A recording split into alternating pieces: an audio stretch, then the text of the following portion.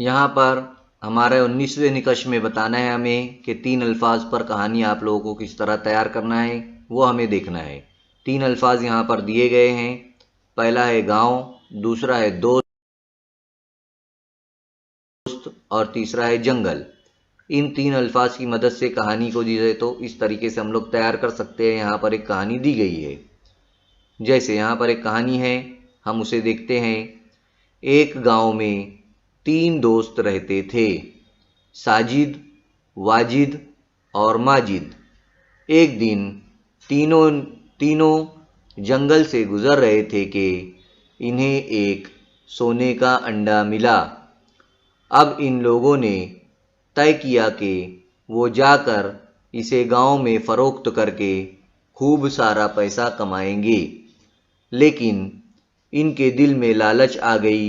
انہوں نے سوچا کہ ماجد کو کنویں میں سے پانی نکالنے کے لیے کہہ کر اسے کنویں میں ڈھکیل دیں گے۔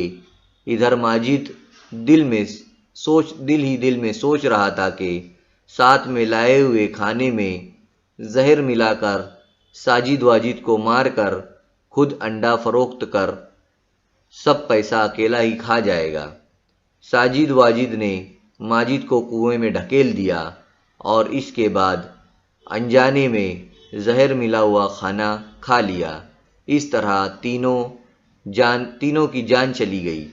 اس لیے کہتے ہیں لالچ بری بلا ہے۔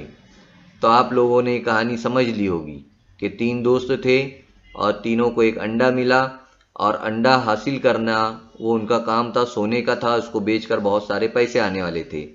لیکن کیا ہوا، لالچ آ گئی تو ایک کو کنویں میں ڈھکیل دیا ان لوگوں نے، اور جس کو کنویں میں ڈھکیلا تھا اس نے پہلے جو ہے تو کھانے میں زہر ملا دیا تھا۔ بعد میں یہ دونوں نے کھانا کھائے تو یہ بھی مر گئے۔ اس طرح سے وہ انڈا کسی کے ہاتھ میں نہیں آیا۔